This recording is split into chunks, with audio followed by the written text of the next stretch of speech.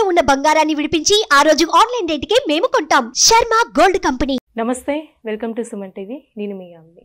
ప్రస్తుతం మనతో ఉన్నారు ప్రముఖ ఆధ్యాత్మికవేత్త, ప్రముఖ జ్యోతిష వాస్తు పండితులు డాక్టర్ గుండపూడి శివ సుధీర్ శర్మ గారు ఉన్నారు. గురుగారితో మనం మాట్లాడదాం. నమస్కారం గురుగారు. శ్రీమాత్రే నమః. శ్రీ గురుభ్యో నమః. గురుగారు, ఈ క్రోధీనామ సంవత్సరంలో అసలు ఈ 12 రాశుల వారికండి ఏ విధంగా ఉంటుంది? ముందుగా మేషరాశి కాబట్టి ఈ రాశి వారికి సంబంధించి ఆదాయం కానీ వ్యయం కానీ రాజపూజ్యం అవమానం గురించి తెలియచేయండి. మేషరాశి వారికమ్మ ఈ సంవత్సరం శుభదాయకం అని చెప్పవచ్చు. ఆదాయం 8, ఖర్చు 14. ఇక్కడ శుభదాయకం అని చెప్పారు, ఖర్చు ఎక్కువ ఉంది, ఆదాయం తక్కువ ఉంది. దాని గురించి చెప్తాను. రాజ్యపూజ్యం 4, అవమానం 3. వీరికి ఇక్కడ ముఖ్యంగా మనం చాలా మంది ఏమనుకుంటామంటే ఆదాయం అంటే డబ్బులు ఒక్కటే అనుకుంటాం. డబ్బే కాదమ్మా, ఆరోగ్యం, మానసికమైనటువంటి సంతోషం, విద్య, ఉద్యోగం, ఇవన్నీ కూడాను ఆదాయం కిందకే వస్తాయి మనకి. ఆరోగ్యం కూడా కాదు, అంతే కదా. మరి ఆరోగ్యమే మహాభాగ్యం. ఎన్ని కోట్లు ఇచ్చినా కొనుక్కోలేది అంటే ఆరోగ్యమే కదా. మరి కోట్లలో పోల్చుకోవడం అనేది ఆరోగ్యాన్ని అసలు సంబంధించినటువంటి విషయం కాదు కదా. కాబట్టి ఇవన్నీ కూడా ఆదాయ వ్యయాల కిందకే వస్తుంటాయి. మరి ఈ సంవత్సరం 8 ఆదాయం 14 ఖర్చు అంటే పూర్వకాలం నుంచి ఎక్కడి నుంచో దీర్ఘకాలికమైనటువంటి రోగాలతో బాధపడుతున్నటువంటి వారందరికీ కూడా ఈ సంవత్సరం ఉపశమనం దొరుకుతుంది తప్పనిసరిగా.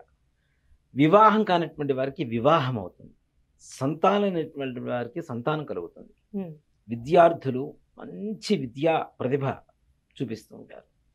ఈ సంవత్సరం వీరికి ముఖ్యంగా చెప్పుకోదగ్గ నియమం ఏంటంటే, మే 2వ తారీఖు తర్వాత బృహస్పతి ద్వితీయ స్థానంలో ఉన్నప్పటికీ ద్వాదశంలో ఉండేటువంటి రాహుగ్రహ ప్రభావం చేత ఆరోగ్య పరిస్థితులు సూచించదగినటువంటి విషయం. అంటే సరైనటువంటి ఒక ట్రీట్మెంట్ అనేది తీసుకోగలిగితే తప్పనిసరిగా దీర్ఘకాలిక నుంచి వస్తున్నటువంటి రోగాలను కూడా నయమైపోయి మంచి సద్గతిని కలుగజేసేటువంటి పరిస్థితి. వీళ్ళల్లో ముఖ్యంగా ఉద్యోగాలు, ప్రమోషన్స్ ఏవైతే ఉంటాయో, అంటే అసలు ఉద్యోగం లేనటువంటి నిరుద్యోగులకి మంచి ఉద్యోగం దొరికేటువంటి అవకాశం, ఉద్యోగం చేస్తున్న వాళ్ళలో మంచి ఉన్నత పదవి కావాలి అనుకునేటువంటి వారికి ప్రమోషన్. విద్యార్థులకండి విదేశీయానం ఉందంటారా? అంటే కొంతమంది ఉద్యోగం అక్కడ చేయాలనుకుంటారు స్టూడెంట్స్ సంబంధించి. తప్పనిసరిగా విద్యార్థులు కొంచెం అంటే వాళ్ళని కష్టపడద్దని నేను చెప్పడం లేదు, కష్టపడి చదువుకోవాలి. చదువుతో పాటుగా విదేశీయానం ఏదైతే ఉందో, అంటే కొన్నిసార్లు ప్రయత్నిస్తూ ఉంటారు, అది ఫెయిల్ అవుతుంటుంది, ప్రయత్నిస్తుంటారు, ఫెయిల్ అవుతుంటుంది. కానీ ఈ సంవత్సరం తప్పనిసరిగా విదేశీ ప్రయాణ ఆగమనం కనుక పెట్టుకుంటే తప్పనిసరిగా ముందుకు వెళ్తారు. మంచిగా అనుకున్న పనులు సజావుగా సాగుతాయి. అంటే ఎప్పటి నుంచో ఆగిపోయినటువంటి ఏ పనైనా సరే ముందుకు వెళ్తుంది. అలానే విదేశీయానం కూడా వాళ్ళకి సంపూర్ణమైనటువంటి ఫలితాన్ని ఇస్తుంది. ఇప్పుడు వ్యవసాయం ఎలా ఉంటుందండి? ఇప్పుడు వ్యవసాయం వారికి కూడా మేషరాశి వారికి చాలా విశేషమైనటువంటి యోగం. భూమిని నమ్ముకున్నటువంటి మేషరాశి వాళ్ళకి ఎవరికైనా సరే విశేషమైనటువంటి యోగం కలుగుతుంది. నిజంగా అంటే అసలు మన సంవత్సర ఫలితంలో పంటలు తక్కువ ఉన్నా కొన్ని పొలాలు చేసే పండుతూ ఉంటాయి. అంటే పక్కవాడి పొలం పండదు, కానీ ఇంకొకళ్ళ పొలం మాత్రం ఎక్కువ అనుకున్న దానికంటే ఎక్కువగా ధాన్యాన్ని ఇస్తూ ఉంటుంది.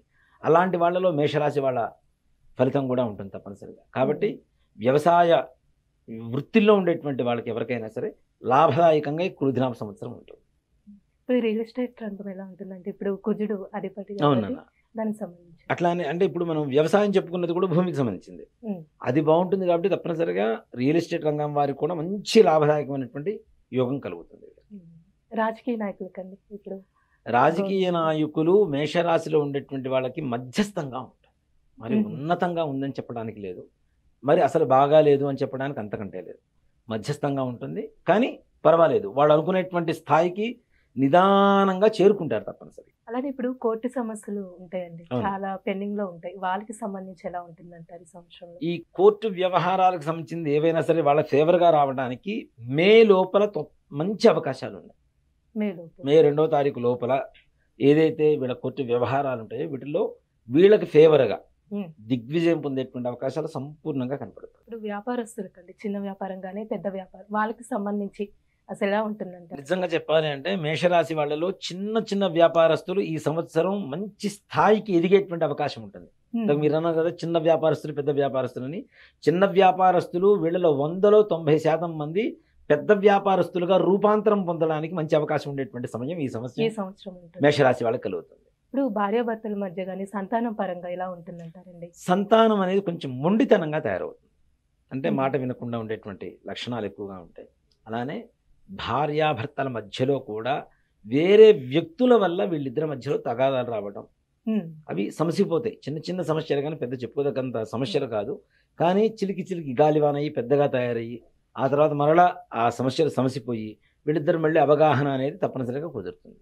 సంతోషంగా ఉంటారు. గురుగారు, ఈ రాశి వారికి సంబంధించి ఈ సంవత్సరం మొత్తం ఇంకా మెరుగైన ఫలితం రావాలంటే ఎలాంటి పరిహారం చేసుకుంటే మంచిదండి? మంచిదమ్మా. ఈ రాశి వాళ్ళకి ముఖ్యంగా రాహుగ్రహం ద్వాదశ స్థానంలో ఉన్నటువంటి కారణం చేత ఉమ్, దుర్గాదేవికి ఎంత పూజ చేస్తే అంత బాగుంటుంది. అమ్మవారి చాలా విశేషంగా ఉంటుంది అమ్మవారికి పూజ చేయడం వల్ల.